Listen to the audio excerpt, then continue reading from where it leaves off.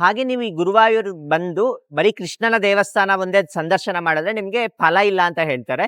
ಕೇರಳದು authentic style try ಮಾಡೋಣ ಅಂತ ಬಂದಿದ್ದೀವಿ. ಪುಟ್ಟು ಮತ್ತೆ ಕಡ್ಲಾಕರಿ ಅಂತ ತುಂಬಾ ಚೆನ್ನಾಗಿದೆ. ಸಾಲು ಸಾಲು ಆನೆಗಳಿದೆ. ನೀವು ನೋಡ್ತಾ ಹೋದ್ರೆ ಒಂದೊಂದು ಆನೆನೂ ತುಂಬಾನೇ ಬ್ಯೂಟಿಫುಲ್ ಆಗಿದೆ. ಈಗ ನಾವು ತಿರುವಂಬಾಡಿ ಶ್ರೀಕೃಷ್ಣ ದೇವಸ್ಥಾನದಲ್ಲಿ ದರ್ಶನ ಮಾಡಿಕೊಂಡು ನಾವು ವಡಕುನಾಥರ್ ದೇವಸ್ಥಾನಕ್ಕೆ ಬಂದಿದ್ದೀವಿ.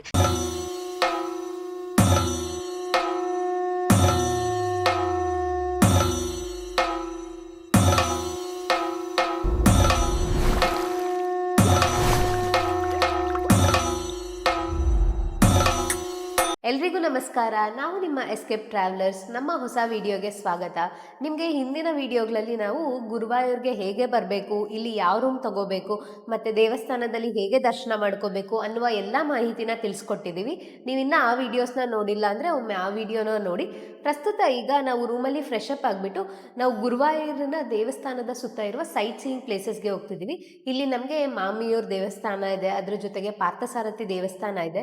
ಈಗ ನಾವು ಈ ದೇವಸ್ಥಾನಗಳಿಗೆ ಭೇಟಿ ನೀಡ್ತಾ ಇದ್ದೀವಿ. ನಾವಿರುವ ರೂಮಿನಿಂದ ಮೊಮ್ಮಿಯೂರ್ ಮಹಾದೇವ ದೇವಸ್ಥಾನ ತುಂಬಾನೇ ಹತ್ರ ಅಂತ ಹೇಳ್ಬೋದು. ಕೇವಲ ಒಂದು 200 ಮೀಟರ್ಸ್ ಇದೆ. ಈಗ ನಾವು ಹೋಟೆಲಿಂದ ಮೊಮ್ಮಿಯೂರ್ ಮಹಾದೇವನ ದೇವಸ್ಥಾನಕ್ಕೆ ಹೋಗ್ತಾ ಇದ್ದೀವಿ. ಗುರುವಾಯೂರಿನ ಪಕ್ಕದಲ್ಲೇ ಮೊಮ್ಮಿಯೂರ್ ಇರೋದು. ಅಲ್ಲಿಂದ ಒಂದು ಅರ್ಧ ಕಿಲೋಮೀಟರ್ ದೂರ ಇರುತ್ತೆ. ಆರಾಮಾಗಿ ನೀವು ಗುರುವಾಯೂರ್ ದೇವಸ್ಥಾನಕ್ಕೆ ಇಲ್ಲಿಂದ ನಡ್ಕೊಂಡೇ ಹೋಗ್ಬೋದಾಗಿರುತ್ತೆ. ಎರಡಕ್ಕೂ ತುಂಬ ಹತ್ರ ಅಂತ ಹೇಳ್ಬೋದು. ಈ ಮೊಮ್ಮಿಯೂರ್ ಮಹಾದೇವ ದೇವಸ್ಥಾನ ಕೂಡ ತುಂಬ ವಿಶೇಷವಾದ ದೇವಸ್ಥಾನ ಅಂತ ಹೇಳ್ಬೋದು. ನಿಮ್ಗೆ ಆಲ್ರೆಡಿ ಗುರುವಾಯೂರ್ ದೇವಸ್ಥಾನದ ಬಗ್ಗೆ ಎಕ್ಸ್ಪ್ಲೇನ್ ಮಾಡುವಾಗ ಈ ಮೊಮ್ಮಿಯೂರ್ ಮಹಾದೇವನ ಬಗ್ಗೆ ಕೂಡ ಎಕ್ಸ್ಪ್ಲೇನ್ ಮಾಡಿದ್ದೆ. ಇಲ್ಲಿ ಮೊಮ್ಮಿಯೂರ್ ಮಹಾದೇವ ತಪಸ್ಸು ಮಾಡಿದ ಸ್ಥಳ ಅಂತ ಹೇಳ್ತಾರೆ. ಶಿವನು ತಪಸ್ಸು ಮಾಡಿದ ಸ್ಥಳ ಅಂತ ಹೇಳ್ತಾರೆ. ಹಾಗಾಗಿ ಇಲ್ಲಿರುವ ತೀರ್ಥವನ್ನು ರುದ್ರತೀರ್ಥ ಅಂತ ನಿಮಗೆ ಎಕ್ಸ್ಪ್ಲೇನ್ ಮಾಡುವಾಗ ಹೇಳಿದ್ದೆ, ಗುರುವಾಯೂರ್ ದೇವಸ್ಥಾನದ ಪಕ್ಕದಲ್ಲಿರೋದು. ಹಾಗಾಗಿ ಇಲ್ಲೇ ಮೊಮ್ಮಿಯೂರಿನಲ್ಲಿ ಮಹಾದೇವನು ಪಾರ್ವತಿ ಸಹಿತನಾಗಿ ನೆಲೆಸುತ್ತಾನೆ. ಹಾಗೆ ಈ ದೇವಸ್ಥಾನಗಳಿರೋದ್ರಿಂದ ಇದು ಶಿವಕೇಶವರ ಆಲಯ ಅಂತ ಕೂಡ ಹೇಳ್ಬೋದು.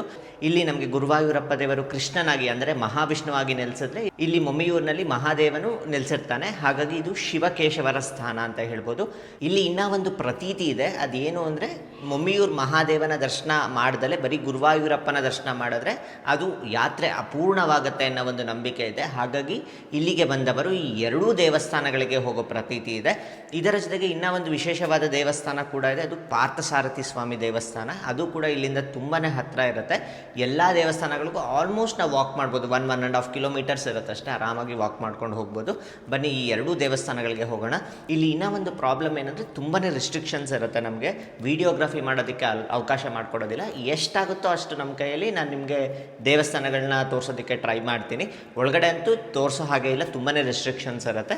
ಬನ್ನಿ ಈಗ ದೇವಸ್ಥಾನಕ್ಕೆ ಹೋಗೋಣಂತೆ. ಹಾಗೆ ಬ್ರೇಕ್ಫಾಸ್ಟ್ ಕೂಡ ಮಾಡಬೇಕು. ಬ್ರೇಕ್ಫಾಸ್ಟ್ ಮಾಡಿದ ನಂತರ ಮತ್ತೆ ರೂಮಿಗೆ ಬಂದು ಇನ್ನೂ ತುಂಬಾ ಪ್ರೋಗ್ರಾಮ್ ಇದೆ. ಇವತ್ತು ಒಂದು ವಿಶೇಷವಾದ ಜಾಗಕ್ಕೆ ಹೋಗ್ತಾ ಇದ್ದೀವಿ. ಅದು ನಮಗೆ ಕರ್ನಾಟಕದಲ್ಲಿ ದುಬಾರೆ ಹೇಗಿದ್ದು ಇಲ್ಲಿ ಒಂದು ಆನೆಗಳ ವಿಶೇಷ ಕ್ಯಾಂಪ್ ಕೂಡ ಇದೆ. ಅದು ಕೂಡ ನಾವು ಹೋಗ್ತಾ ಇದ್ದೀವಿ. ಅದಾದಮೇಲೆ ನಾವು ತ್ರಿಶೂರಿಗೆ ಹೋಗಿ ಅಲ್ಲಿ ಕೆಲವು ದೇವಸ್ಥಾನಗಳನ್ನ ವಿಸಿಟ್ ಮಾಡಬೇಕು ಅಂತ ಅಂದ್ಕೊಂಡಿದ್ದೀವಿ. ಈಗ ಬನ್ನಿ ದೇವಸ್ಥಾನಕ್ಕೆ ಹೋಗೋಣಂತೆ.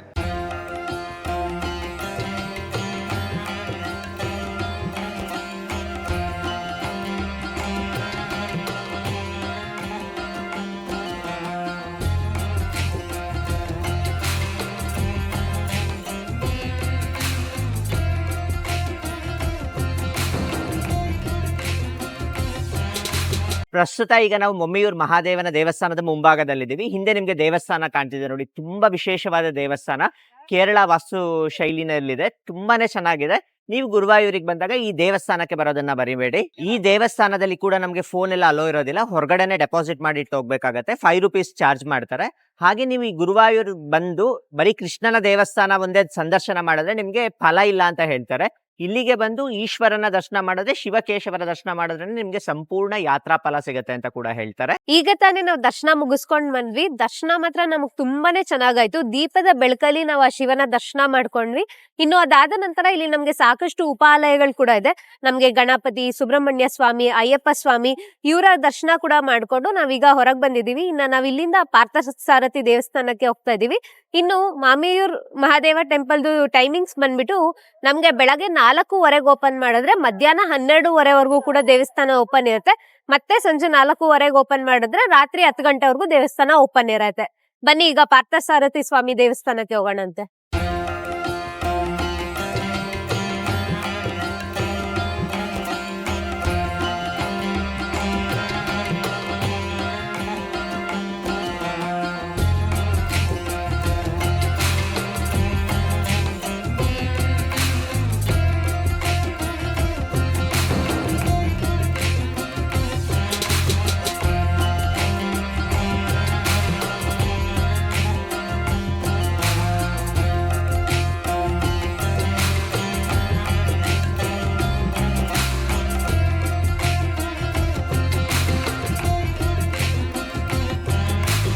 ಈಗ ನಾವು ಪಾರ್ಥಸಾರಥಿ ಸ್ವಾಮಿ ದೇವಸ್ಥಾನದ ಹತ್ರ ಬಂದಿದ್ದೀವಿ. ಇದು ನಮಗೆ ಗುರುವಾಯೂರು ದೇವಸ್ಥಾನದಿಂದ 1 ಕಿಲೋಮೀಟರ್ ದೂರದಲ್ಲಿ ಇರುತ್ತೆ.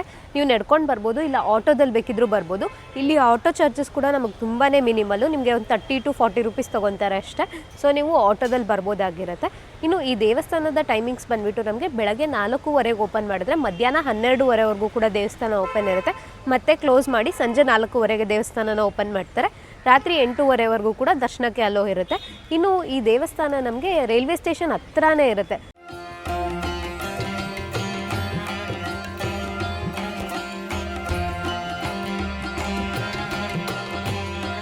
ಈಗ ತಾನೇ ದೇವರ ದರ್ಶನ ಆಯಿತು. ತುಂಬ ವಿಶೇಷವಾದ ದೇವಸ್ಥಾನ ಅಂತ ಹೇಳ್ಬೋದು. ನೀವು ಇದು ಪಾರ್ಥಸಾರಥಿ ಅಂದರೆ ನಿಮ್ಗೆ ತಿಳಿದಿರ್ಬೋದು, ಗೀತೋಪದೇಶ ಮಾಡ್ತಾರಲ್ಲ, ಕುರುಕ್ಷೇತ್ರ ಯುದ್ಧದಲ್ಲಿ ಗೀತೋಪದೇಶ ಅಂದರೆ ಗೀತೆಯನ್ನು ಉಪದೇಶ ಮಾಡ್ತಾರಲ್ಲ, ಭಗವದ್ಗೀತೆ ಉಪದೇಶ, ಆ ಅವತಾರದಲ್ಲಿರುವ ಕೃಷ್ಣ ಅದು ಚಾವಟಿ ಇಟ್ಕೊಂಡು ನಿಂತಿರೋ ಹಾಗಿದೆ. ಇನ್ನ ಒಂದು ವಿಶೇಷತೆ ಏನಂದ್ರೆ ಮೂಲ ದೇವಸ್ಥಾನ ನಮಗೆ ಯುದ್ಧದಲ್ಲಿರುವ ರಥದ ರೀತಿಯಲ್ಲಿದೆ. ತುಂಬಾ ಅಂದ್ರೆ ತುಂಬಾ ಬ್ಯೂಟಿಫುಲ್ ಆದ ದೇವಸ್ಥಾನ ಅಂತ ಹೇಳ್ಬೋದು. ನಮಗೆ ಮುಂದೆಗಡೆ ಅಶ್ವಗಳು ಕೂಡ ಕಟ್ಟಿದ್ದಾರೆ. ಇಲ್ಲಿ ದೇವಸ್ಥಾನದ ಒಳಗಡೆ ನೋಡ್ತಾ ಇದ್ರೆ ಇಲ್ಲಿ ನಮ್ಗೆ ಭಗವದ್ಗೀತೆ ಉಪದೇಶ ಮಾಡ್ತಾ ಇದ್ದಾನ ಅನ್ನೋ ರೀತಿನಲ್ಲಿ ಕಟ್ಟಿದ್ದಾರೆ. ಒಳಗಡೆ ಆ ರಥವನ್ನ ಬಂಗಾರ ಲೇಪಿತವಾಗಿ ಮಾಡಿದ್ದಾರೆ. ತುಂಬಾನೇ ಬ್ಯೂಟಿಫುಲ್ ಪ್ಲೇಸ್ ಅಂತ ಹೇಳ್ಬೋದು. ಚಿಕ್ಕ ಕೃಷ್ಣ ಮೂರ್ತಿ ಇಷ್ಟೇ ಇರೋದು, ಚಾವಟಿ ಇಟ್ಕೊಂಡು ನಿಂತಿರೋ ರೀತಿನಲ್ಲಿದೆ. ಹಾಗಾಗಿ ನಾನು ತುಂಬಾ ಸ್ಟ್ರೆಸ್ ಮಾಡಿ ಹೇಳ್ತಿರೋದು, ನೀವು ಗುರುವಾಯೂರಿಗೆ ಬಂದಾಗ ಈ ದೇವಸ್ಥಾನಕ್ಕೆ ಬರೋದನ್ನ ಮರಿಬೇಡಿ. ದೇವಸ್ಥಾನ ತುಂಬಾನೇ ಹತ್ರ ಇರುತ್ತೆ. ಇಲ್ಲೆಲ್ಲ ದೇವಸ್ಥಾನಗಳು ಹತ್ತತ್ರನೇ ಇರುತ್ತೆ, ಅಂತ ದೂರ ಯಾವುದು ಇರೋದಿಲ್ಲ. ಆರಾಮಾಗಿ ನೀವು ಬಂದು ವಿಸಿಟ್ ಮಾಡ್ಕೊಂಡು ಹೋಗ್ಬೋದಾಗಿರುತ್ತೆ. ಒಳಗಡೆ ಸಾಕಷ್ಟು ಉಪಾಲಯಗಳು ಕೂಡ ಇದೆ ಅಲ್ಲಿ. ಆಮೇಲೆ ನವಗ್ರಹ ದೇವಸ್ಥಾನ ಇದೆ, ವಿಶೇಷವಾದ ನವಗ್ರಹ ದೇವಸ್ಥಾನ. ಇಲ್ಲಿ ಏನಂದ್ರೆ ನಮಗೆ ನವಗ್ರಹ ಅಂದ್ರೆ ಒಂದೊಂದು ಕಲ್ಲಿನಲ್ಲಿ ಬೇರೆ ಬೇರೆ ವಿಗ್ರಹಗಳನ್ನ ಕೆತ್ತಿರ್ತಾರೆ, ಆದ್ರೆ ಇಲ್ಲಿ ಒಂದೇ ಕಲ್ಲಿನಲ್ಲಿ ನವಗ್ರಹವನ್ನು ಕೆತ್ತಿದ್ದಾರೆ. ಅದೊಂದು ವಿಶೇಷತೆ ಅಂತ ಹೇಳ್ಬೋದು.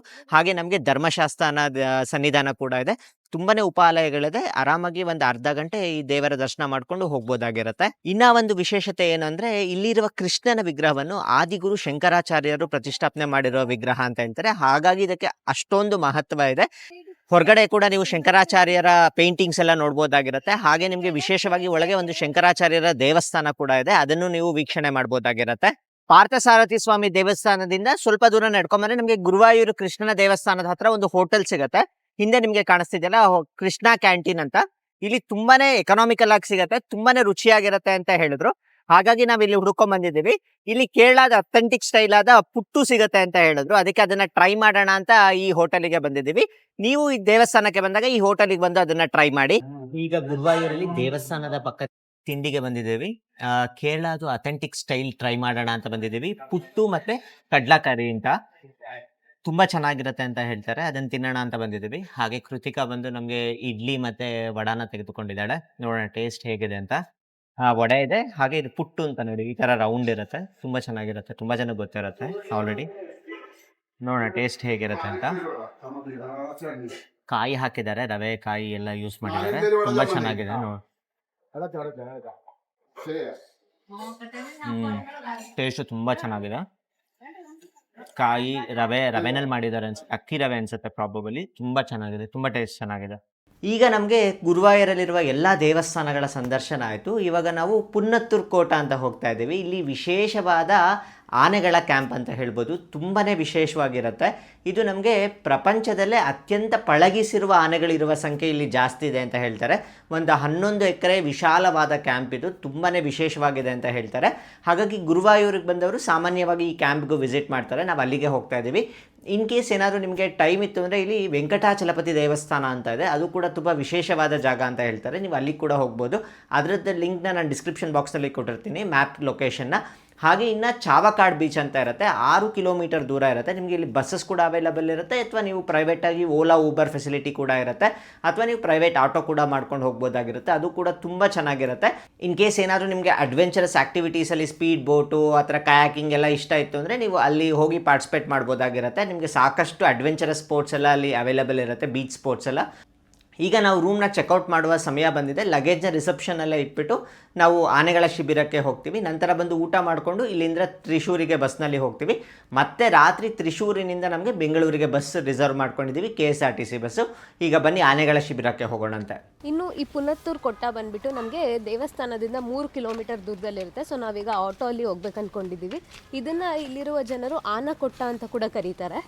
ಈಗ ನಾವು ಪುನತ್ತೂರು ಕೊಟ್ಟ ಎಲಿಫೆಂಟ್ ಕ್ಯಾಂಪ್ ರೀಚ್ ಆಗಿದ್ದೀವಿ. ಇಲ್ಲಿ ನಾವು ಎಂಟರ್ ಆಗಲಿಕ್ಕೆ ಮೊದಲಿಗೆ ಟಿಕೆಟ್ ತಗೋಬೇಕು. ಇಲ್ಲೇ ನಮಗೆ ಟಿಕೆಟ್ ಕೌಂಟರ್ಸ್ ಅಂತ ಇದೆ ನೋಡಿ. ಒಬ್ಬರಿಗೆ 20 ರೂಪಾಯಿ ಚಾರ್ಜ್ ಮಾಡ್ತಾರೆ, ಮಕ್ಕಳಿಗಾದರೆ 10 ರೂಪಾಯಿ ಆಗಿರುತ್ತೆ. ಇನ್ನು ನೀವು ಮೊಬೈಲ್ ಫೋನಲ್ಲಿ ಏನಾದರೂ ಕ್ಯಾಮ್ರಾ ಯೂಸ್ ಮಾಡ್ತಿದ್ದೀರಾ ಅಂದರೆ ಅದಕ್ಕೆ 25 ರೂಪಾಯಿ ಎಕ್ಸ್ಟ್ರಾ ಚಾರ್ಜ್ ಮಾಡ್ತಾರೆ. ಒಳಗಡೆ ಬಂದಿದ್ದೀವಿ. ಫಸ್ಟ್ ಒಳಗಡೆ ಬಂದ ತಕ್ಷಣ ನಮಗೆ ಒಂದು ಆನೆ ವೆಲ್ಕಮ್ ಮಾಡ್ತಾ ಇದೆ ನೋಡಿ. ನೋಡಿ ಎಷ್ಟು ಚೆನ್ನಾಗಿದೆ ಆನೆ. ಹಿಂದೆ ಒಂದು ಆನೆ ಕಾಣಿಸ್ತಾ ಇದೆ ನೋಡಿ. ನೋಡಿ ಸಾಲು ಸಾಲು ಆನೆಗಳಿದೆ. ಇಲ್ಲೊಂದಿದೆ, ಹಿಂದೆ ಒಂದಿದೆ, ಹಾಗೆ ಇಲ್ಲೊಂದಿದೆ. ತುಂಬ ಆನೆಗಳಿದೆ. ನಿಮಗೆ ಮುಂದೆ ಹೋಗ್ತಾ ತೋರಿಸ್ಕೊಂಡು ಹೋಗ್ತೀನಿ. ಇನ್ನು ನೀವು ಇಲ್ಲಿ ಬೆಳಗ್ಗೆ 8 ಗಂಟೆ ಅಷ್ಟೊತ್ತಿಗೆ ಬಂದರೆ ಇಲ್ಲಿ ಆನೆಗಳಿಗೆ ಸ್ನಾನ ಮಾಡಿಸ್ತಾ ಇರ್ತಾರೆ. ಸೊ ನೀವು ಅದನ್ನು ನೋಡ್ಬೋದು, ಅದು ತುಂಬಾ ಚೆನ್ನಾಗಿರುತ್ತೆ ಅಂತ ಹೇಳ್ತಾರೆ. ಈಗ ಎಲ್ಲ ಆನೆಗಳಿಗೂ ಕೂಡ ಊಟಕ್ಕೆ ಹಾಕಿದ್ದಾರೆ ನೋಡಿ. ಒಂದೊಂದು ಆನೆ ಕೂಡ ಎಷ್ಟು ಮುದ್ದಾಗಿ ಕಾಣಿಸ್ತಿದೆ ಅಂತ.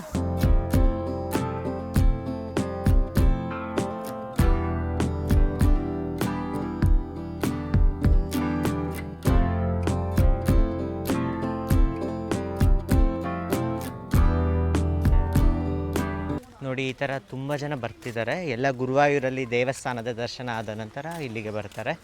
ಎಷ್ಟೊಂದು ಆನೆಗಳಿದೆ. ನೋಡ್ತಾ ಇದ್ದರೆ ಟೈಮ್ ಹೇಗೆ ಹೋಗುತ್ತೆ ಅಂತಲೇ ಗೊತ್ತಾಗ್ತಿಲ್ಲ. ಎಷ್ಟು ತುಂಟಾಟ ಮಾಡಿಕೊಂಡು ಅದನ್ನು ಮೇವು ಸ್ವೀಕರಿಸ್ತಾ ಇದೆ. ಈಗ ಇಲ್ಲ ಮುಂದೆ ಇನ್ನೂ ಒಂದು ಆನೆ ಇದೆ, ಬನ್ನಿ ನೋಡೋಣಂತೆ. ಈ ಜಾಗಕ್ಕೆ ಸುಮಾರು 500 ವರ್ಷಗಳ ಇತಿಹಾಸ ಇದೆ. ಹಿಂದೆ ಈ ಜಾಗ ಪುನ್ನತ್ತೂರು ರಾಜನ ಆಶ್ರಯ ತಾಣವಾಗಿತ್ತು. ಮುಂದೆ ಇದನ್ನ ಗುರುವಾಯೂರ್ ದೇವಸ್ವಂ ಬೋರ್ಡ್ ಖರೀದಿ ಮಾಡ್ತಾರೆ ಈ ಜಾಗವನ್ನ. ಇದನ್ನು ಆನೆಗಳ ಆಶ್ರಯ ತಾಣವಾಗಿ ಬದಲಿಸಲಾಗುತ್ತೆ. ತುಂಬಾ ಚೆನ್ನಾಗಿದೆ. ಸಾಲು ಸಾಲು ಆನೆಗಳಿದೆ. ನೀವು ನೋಡ್ತಾ ಹೋದ್ರೆ ಒಂದೊಂದು ಆನೆನೂ ತುಂಬಾನೇ ಬ್ಯೂಟಿಫುಲ್ ಆಗಿದೆ. ಎಲ್ಲದಕ್ಕೂ ಇವಾಗ ಆಹಾರ ಆಗ್ತಿದೆ. ಅದೆಲ್ಲ ಆರಾಮಾಗಿ ಎಂಜಾಯ್ ಮಾಡ್ಕೊಂಡು ಆಹಾರ ತಿಂತಾ ಇದೆ. ತುಂಬಾ ಅಂದರೆ ತುಂಬ ಚೆನ್ನಾಗಿದೆ. ಇಲ್ಲಿ ಸುಮಾರು 50 ಆನೆಗಳಿದೆ. ತುಂಬಾ ಆನೆಗಳಿದೆ. ನೀವು ಬರ್ತಾ ಹೋದ್ರೆ ಒಂದೊಂದು ಆನೆಗಳು ಕಾಣ್ತಾನೆ ಇರುತ್ತೆ. ಹಾಗೆ ಇಲ್ಲಿನ ವಿಶೇಷತೆ ಇನ್ನೊಂದು ಏನು ಅಂದರೆ, ಈ ಆನೆಗಳಿದೆಯಲ್ಲ, ಪ್ರತಿಯೊಂದು ಆನೆಗಳು ಭಕ್ತರು ಗುರುವಾಯೂರಪ್ಪನಿಗೆ ವಿಶೇಷವಾಗಿ ಕಾಣಿಕೆ ರೂಪದಲ್ಲಿ ಕೊಟ್ಟಿರುವ ಆನೆಗಳಾಗಿರುತ್ತೆ. ಹಾಗೆ ಇಲ್ಲಿ ಇನ್ನೂ ಒಂದು ವಿಶೇಷತೆ ಇದೆ. ಗುರುವಾಯೂರಪ್ಪನಿಗೂ ಆನೆಗೆ ಒಂದು ವಿಶೇಷವಾದ ಸಂಬಂಧ ಇದೆ. ಪ್ರತಿ ವರ್ಷ ಇಲ್ಲಿ ಆನೆಗಳ ರೇಸ್ ಮಾಡ್ತಾರೆ. ಹೌದು, ಹೇಗೆ ಮನುಷ್ಯರಲ್ಲಿ ನಾವು ರೇಸ್ ಎಲ್ಲ ಇರುತ್ತೋ ಅದೇ ರೀತಿ ಇಲ್ಲಿ ಇದಕ್ಕೂ ಕೂಡ ಆಟಗಳನ್ನ ಆಡಿಸ್ತಾರೆ. ಈ ರೇಸ್ನಲ್ಲಿ ಯಾರು ಫಸ್ಟ್ ಬರ್ತಾರೋ ಆ ಆನೆನ ಗುರುವಾಯೂರಪ್ಪನ ಉತ್ಸವ ಮೂರ್ತಿಯನ್ನು ಎತ್ತುಕೊಳ್ಳುವ ಒಂದು ಅವಕಾಶ ಸಿಗುತ್ತೆ. ಹೇಗೆ ನಮಗೆ ದಸರೆನಲ್ಲಿ ಚಾಮುಂಡೇಶ್ವರಿಯನ್ನು ಆನೆಗಳು ಹೇಗೆ ಹೊರ್ತಾವೋ ಅದೇ ರೀತಿ ನಮಗೆ ಗುರುವಾಯೂರಪ್ಪನ ವಿಗ್ರಹವನ್ನು ಆನೆಗಳು ಹೊರ್ತವೆ. ಈ ಗುರುವಾಯೂರಪ್ಪನ ವಿಗ್ರಹವನ್ನು ಹೊರಬೇಕು ಅಂದರೆ ರೇಸ್ನಲ್ಲಿ ಗೆಲ್ಲಬೇಕಾಗಿರುತ್ತೆ. ಈ ರೇಸ್ನ ನೋಡೋದಕ್ಕೆ ಸಾಕಷ್ಟು ಜನ ಭಕ್ತರು ಇಲ್ಲಿಗೆ ಬರ್ತಾರೆ. ನೋಡಿ, ಇದೆಲ್ಲ ಆನೆಗಳಿಗೆ ಸ್ನಾನ ಮಾಡಿಸುವ ಜಾಗ ಇದು. ಇಲ್ಲಿ ಕಲ್ಯಾಣಿ ಥರ ಇದೆ. ಇಲ್ಲಿ ಆನೆಗಳನ್ನ ಕರ್ಕೊಂಡ್ಬಂದು ಬೆಳಗ್ಗೆ ಸ್ನಾನ ಮಾಡಿಸ್ತಾರೆ. ಈಗ ನಾವು ಪುನತ್ತೂರು ಕೊಟ್ಟ ನೋಡಿದ್ದಾಯ್ತು. ಇಲ್ಲಿಗೆ ನಮಗೆ ಆಟೋದಲ್ಲಿ 70 ರೂಪಾಯಿ ಚಾರ್ಜ್ ಮಾಡಿದ್ರು. ಸೊ ಇಲ್ಲೆಲ್ಲ ಆನೆಗಳನ್ನ ನೋಡಿ ಈಗ ನಾವು ಮತ್ತೆ ಗುರುವಾಯೂರ್ಗೆ ಹೋಗ್ಬಿಟ್ಟು ಅಲ್ಲಿ ಊಟ ಮಾಡ್ಕೊಂಡು ಅಲ್ಲಿಂದ ನಾವು ತ್ರಿಶೂರ್ಗೆ ಹೋಗ್ಬೇಕಾಗಿರತ್ತೆ. ನೋಡ್ಬೇಕು, ಬಸ್ಸಸ್ ನೆನ್ನೆ ಅಂತೂ ತುಂಬಾನೇ ರಶ್ ಇತ್ತು ನಾವು ತ್ರಿಶೂರಿಂದ ಗುರುವಾಯೂರ್ಗೆ ಬರಕ್ಕೆ. ಇವತ್ತು ಬೇರೆ ಭಾನುವಾರ, ನೋಡೋಣಂತೆ ಬಸ್ಸಸ್ ಖಾಲಿ ಇರುತ್ತಾ, ರಶ್ ಇದೆಯಾ ಅಂತ. ಇನ್ ಕೇಸ್ ನಿಮ್ಗೆ ಏನು ಬಸ್ ಸಿಕ್ಕಲೇ ಇಲ್ಲ ಅಂದರೆ ಓಲಾ ಊಬರ್ ಸರ್ವಿಸ್ ಕೂಡ ಇರುತ್ತೆ. ನೀವು ಡೈರೆಕ್ಟಾಗಿ ಗುರುವಾಯೂರಿಂದನೇ ಬುಕ್ ಮಾಡ್ಕೊಂಡು ಹೋಗ್ಬೋದು. ಈಗ ನಾವು ಗುರುವಾಯೂರಲ್ಲಿ ಊಟಕ್ಕೆ ಬಂದಿದ್ದೀವಿ. ನಮ್ಮ ಕನ್ನಡಿಗರ ಹೆಮ್ಮೆಯಾದ ನಂದಿನಿ ಬ್ರ್ಯಾಂಡ್ ಕೆಫೆಗೆ ಬಂದಿದ್ದೀವಿ. ನೋಡಿ, ನಂದಿನಿ ಕೆಫೆ. ಎಲ್ಲಿ ನೋಡಿದ್ರು ನಮ್ಮ ನಂದಿನಿ ಪ್ರಾಡಕ್ಟ್ಸ್ ಇದೆ. ಒಂಥರ ನಮಗೆ ಹೊರ ರಾಜ್ಯಕ್ಕೆ ಬಂದು ನಮ್ಮ ಪ್ರಾಡಕ್ಟ್ಸ್ನ ನೋಡೋದು ತುಂಬಾ ಖುಷಿ ಆಗುತ್ತೆ ಅಂತ ಹೇಳ್ಬೋದು. ಇಲ್ಲಿ ನಮಗೆ ಫುಡ್ ಕೂಡ ಅವೈಲೇಬಲ್ ಇರುತ್ತೆ. ಹಾಗೆ ತುಂಬಾ ನಂದಿನಿ ಪ್ರಾಡಕ್ಟ್ಸ್ ಇದೆ. ನಮಗೆ ಕೆಲವು ನಮ್ಮೂರಿನಲ್ಲೇ ನಮಗೆ ಸಿಗೋದಿಲ್ಲ ಅಂಥ ಪ್ರಾಡಕ್ಟ್ಸ್ ಎಲ್ಲ ಇದೆ. ನಿಮ್ಗೆ ಆಮೇಲೆ ತೋರಿಸ್ತೀನಿ ನಂದಿನಿ ಪ್ರಾಡಕ್ಟ್ಸ್ ಎಲ್ಲ. ಇದರಲ್ಲಿ ತುಂಬ ವೆರೈಟೀಸ್ ಆಫ್ ಐಸ್ ಕ್ರೀಮ್ಸ್ ಎಲ್ಲ ಇದೆ. ಹಾಗೆ ಕುಕೀಸ್ ಆಗಿರ್ಬೋದು, ಬಿಸ್ಕೆಟ್ಸ್ ಆಗಿರ್ಬೋದು, ತುಂಬ ವೆರೈಟೀಸ್ ಇದೆ. ನಮ್ಮೂರಲ್ಲೇ ಕೆಲವೊಂದು ವೆರೈಟೀಸ್ ಸಿಗೋದಿಲ್ಲ, ಅಷ್ಟೊಂದು ವೆರೈಟೀಸ್ ಇಲ್ಲಿ ಇಟ್ಕೊಂಡಿದ್ದಾರೆ. ಒಂಥರ ನಮಗೆ ಬೇರೆ ಸ್ಟೇಟಿಗೆ ಬಂದು ನಮ್ಮ ಸ್ಟೇಟ್ ಬ್ರ್ಯಾಂಡ್ಸ್ನ ನೋಡಿದ್ರೆ ತುಂಬಾ ಖುಷಿ ಆಗುತ್ತೆ ಅಂತ ಹೇಳ್ಬೋದು.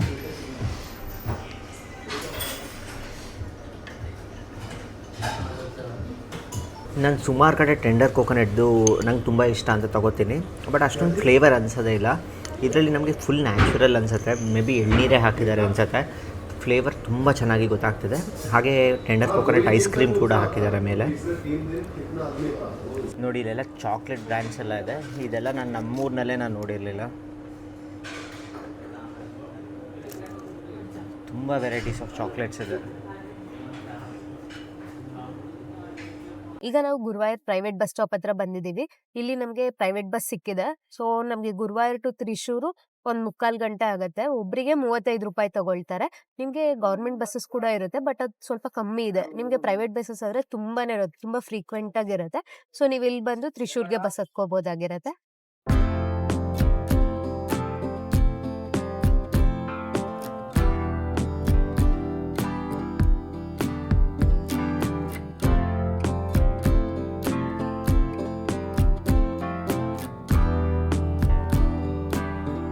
ಈಗ ನಾವು ಪ್ರಸ್ತುತ ತ್ರಿಶೂರಿಗೆ ಬಂದಿದ್ದೇವೆ. ನಾವು ತ್ರಿಶೂರಿಗೆ ಪ್ರೈವೇಟ್ ಬಸ್ಸಲ್ಲಿ ಗುರುವಾಯೂರಿಂದ ಬಂದ್ಬಿಟ್ಟು ಲಗೇಜ್ನ ಬಸ್ ಸ್ಟ್ಯಾಂಡ್ನಲ್ಲಿ ಇಡೋಣ ಅಂತ ಹೋದ್ವಿ. ಅಲ್ಲಿ ಯಾವುದೇ ರೀತಿ ಕ್ಲಾಕ್ ರೂಮ್ ಇರಲಿಲ್ಲ. ಮತ್ತೆ ರೈಲ್ವೆ ಸ್ಟೇಷನ್ಗೆ ಹೋಗಿ ರೈಲ್ವೆ ಸ್ಟೇಷನಲ್ಲಿ ಕ್ಲಾಕ್ ರೂಮ್ನಲ್ಲಿ ಡೆಪಾಸಿಟ್ ಮಾಡಿಬಿಟ್ಟು ನಂತರ ಈಗ ನಾವು ಮೊದಲನೇ ಜಾಗಕ್ಕೆ ಬಂದಿದ್ದೀವಿ. ಇದನ್ನ ತಿರುವಂಬಾಡಿ ಶ್ರೀಕೃಷ್ಣನ ದೇವಸ್ಥಾನ ಅಂತ ಕರೀತಾರೆ. ನಮಗೆ 3 ಮೇಜರ್ ದೇವಸ್ಥಾನಗಳಿದೆ ತ್ರಿಶೂರ್ನಲ್ಲಿ ನೋಡೋದಕ್ಕೆ.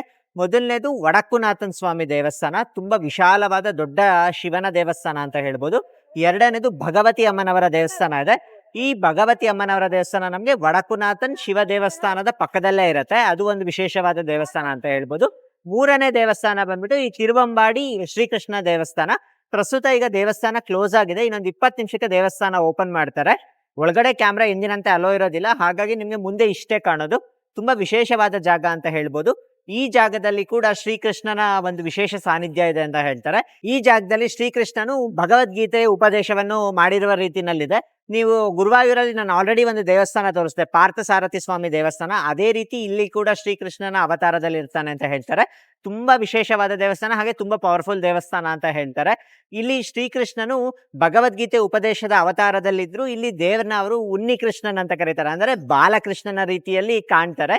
ನೀವು ತ್ರಿಶೂರಿಗೆ ಬಂದಾಗ ಈ ದೇವಸ್ಥಾನಕ್ಕೆ ಬರೋದನ್ನ ಮರಿಬೇಡಿ. ಈ ದೇವಸ್ಥಾನ ಸಂಜೆ 4:15 ಓಪನ್ ಆಗುತ್ತೆ. ಈ ದೇವಸ್ಥಾನ ಸುಮಾರು ನಮಗೆ 2.5 ಕಿಲೋಮೀಟರ್ ಆಗುತ್ತೆ. ನಮಗೆ ರೈಲ್ವೆ ಸ್ಟೇಷನ್ ಇಂದ ಸಾಕಷ್ಟು ಆಟೋಗಳು ಅವೈಲೇಬಲ್ ಇರುತ್ತೆ, ಹಾಗೆ ಬಸ್ ಸ್ಟ್ಯಾಂಡ್ ಇಂದ ಆಟೋಗಳು ಅವೈಲೇಬಲ್ ಇರುತ್ತೆ. ಅರೌಂಡ್ 50 ರೂಪೀಸ್ ಚಾರ್ಜ್ ಮಾಡ್ತಾರೆ. ಇಲ್ಲಿ ಎಲ್ಲಾ ಕಡೆ ಆಟೋಗಳು ಕರೆಕ್ಟಾಗಿ ಮೀಟರ್ ಹಾಕ್ತಾರೆ. ಮೀಟರ್ ಅಲ್ಲಿ ಎಷ್ಟು ತೋರಿಸುತ್ತೋ ಅಷ್ಟೇ ಕರೆಕ್ಟಾಗಿ ಇಸ್ಕೋತಾರೆ. ಹಾಗೆ ತುಂಬಾ ಎಕ್ಸ್ಟ್ರಾ ಕೇಳೋದು ಅಥವಾ ನಮ್ಗೆ ಬೇರೆ ಕಡೆಯಿಂದ ಬಂದಿದ್ದಾರೆ ಅಂತ ಗೊತ್ತಾಗಿ ಎಕ್ಸ್ಟ್ರಾ ಕೇಳೋದು ಆತರ ಏನು ಮಾಡೋದಿಲ್ಲ. ತುಂಬಾನೇ ಫ್ರೆಂಡ್ಲಿ, ಟೂರಿಸಂಗೆ ತುಂಬಾನೇ ಫ್ರೆಂಡ್ಲಿ ಅಂತ ಹೇಳ್ಬೋದು ಕೇರಳದಲ್ಲಿ. ಈಗ ತಾನೇ ಶ್ರೀಕೃಷ್ಣನ ದರ್ಶನ ಆಯ್ತು, ತುಂಬಾ ಚೆನ್ನಾಗಿ ದರ್ಶನ ಆಯ್ತು. ಹಾಗೆ ಅಲ್ಲಿ ಅಮ್ಮನವರ ಒಂದು ದರ್ಶನ ಕೂಡ ಮಾಡ್ಕೊಳ್ಬಹುದಾಗಿರುತ್ತೆ. ಭಗವತಿ ಅಮ್ಮನವರ ದೇವಸ್ಥಾನ ಇದೆ ಪಕ್ಕದಲ್ಲಿ. ಈ ದೇವಸ್ಥಾನ ನಮ್ಗೆ ಪೂರಂ ಉತ್ಸವ ಅಂತ ಆಗುತ್ತೆ ಪ್ರತಿ ವರ್ಷ. ಅದಕ್ಕೆ ಈ ದೇವಸ್ಥಾನದ ಕಾಂಟ್ರಿಬ್ಯೂಷನ್ ಕೂಡ ತುಂಬಾನೇ ಜಾಸ್ತಿ ಅಂತ ಹೇಳ್ಬೋದು. ಮುಂದೆ ನಿಮ್ಗೆ ವಡಕ್ಕುನಾಥನ್ ಸ್ವಾಮಿ ದೇವಸ್ಥಾನಕ್ಕೆ ಹೋಗ್ತಾ ಇದೀವಿ, ಅಲ್ಲಿ ನಿಮ್ಗೆ ಇದರ ಬಗ್ಗೆ ಮಾಹಿತಿ ಸಂಪೂರ್ಣವಾಗಿ ಕೊಡ್ತೀನಿ. ಈಗ ನಾವು ತಿರುವಂಬಾಡಿ ಶ್ರೀಕೃಷ್ಣ ದೇವಸ್ಥಾನದಲ್ಲಿ ದರ್ಶನ ಮಾಡಿಕೊಂಡು ನಾವು ವಡಕ್ಕುನಾಥ ದೇವಸ್ಥಾನಕ್ಕೆ ಬಂದಿದ್ದೀವಿ. ಅಲ್ಲಿಂದ ಇದು 1 ಕಿಲೋಮೀಟರ್ ದೂರದಲ್ಲಿರುತ್ತೆ. ನಮಗೆ ಆಟೋದಲ್ಲಿ 30 ರೂಪಾಯಿ ತೊಗೊಂಡ್ರು.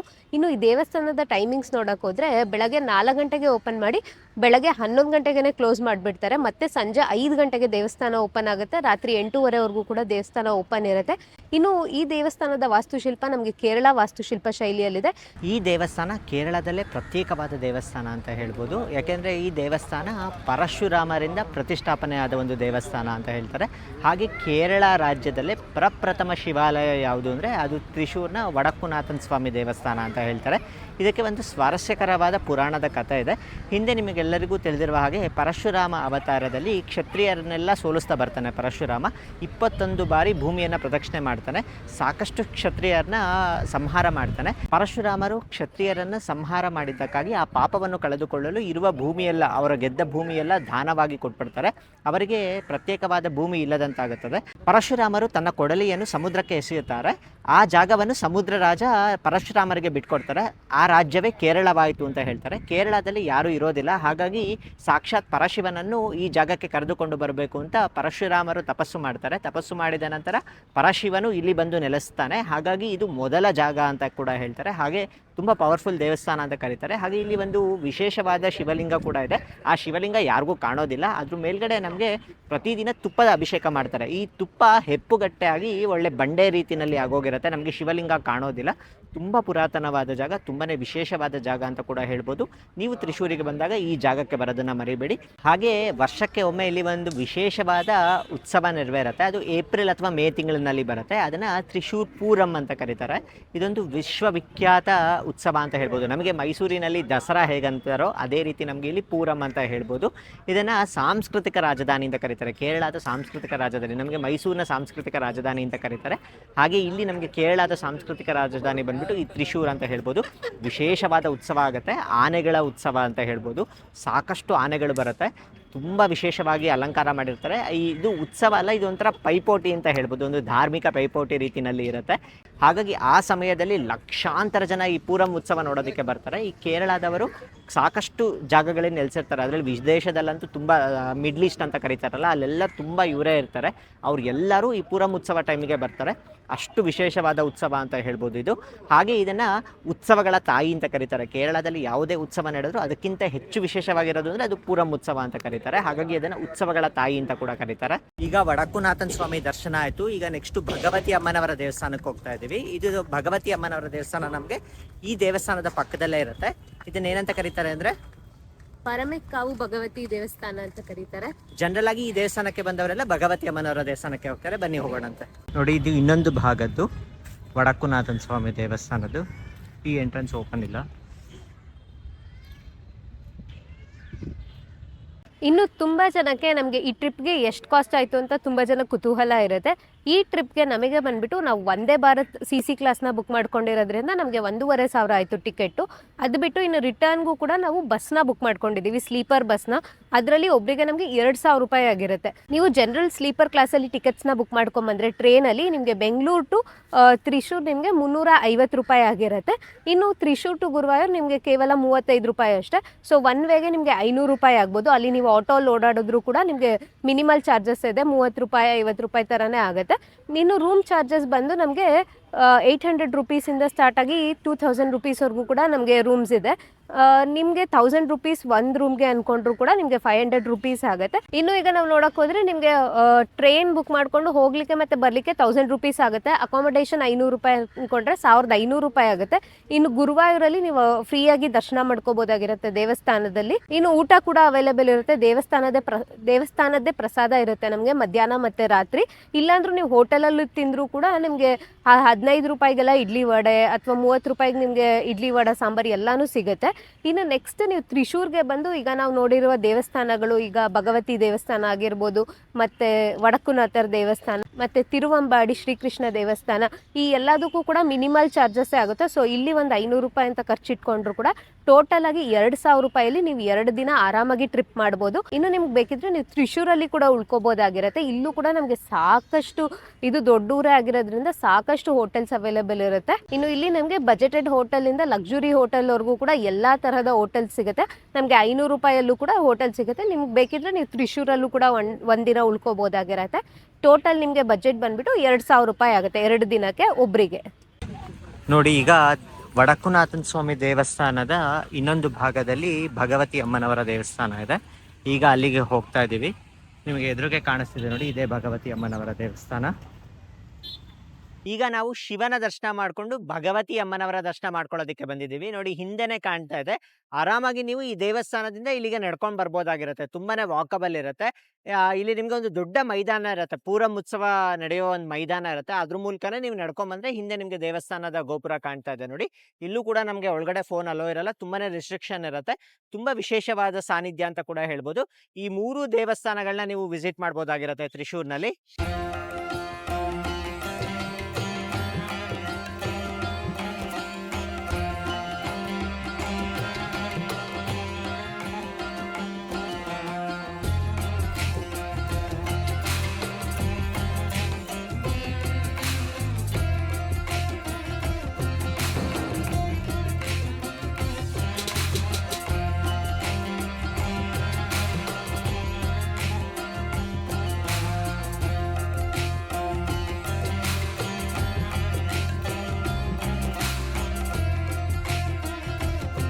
ಈ ದೇವಸ್ಥಾನಕ್ಕೆ ನೀವು ಸಾಯಂಕಾಲದ ಹೊತ್ತು ಹೋದರೆ ದೇವಸ್ಥಾನದ ತುಂಬ ದೀಪಗಳನ್ನ ಹಚ್ತಾರೆ. ಹಾಗೆ ವಿಶೇಷವಾದ ಮಂಗಳಾರತಿ ಕೂಡ ಮಾಡ್ತಾರೆ.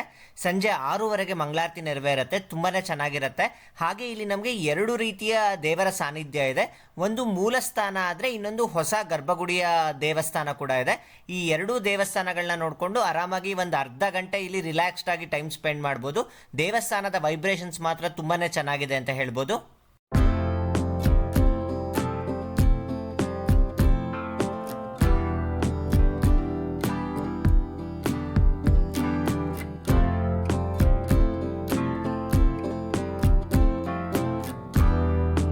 ಇನ್ನು ಈಗ ನಾವು ಬಸ್ಸಲ್ಲಿ ಬಂದು ಕೂತಿದ್ದೀವಿ. ನಮ್ಮ ಬಸ್ಸು ಎಕ್ಸಾಕ್ಟಾಗಿ 8:15ಕ್ಕೆ ತ್ರಿಶೂರ್ ಬಸ್ ಸ್ಟಾಪಿಂದ ಹೊರಡುತ್ತೆ. ಬೆಳಿಗ್ಗೆ 5:00ವರೆಗೆ ನಾವು ಬೆಂಗಳೂರನ್ನ ತಲುಪ್ತೀವಿ. ಅಲ್ಲಿಂದ ಮತ್ತೆ ನಾವು ತುಮಕೂರಿಗೆ ಹೋಗಬೇಕಾಗಿರುತ್ತೆ.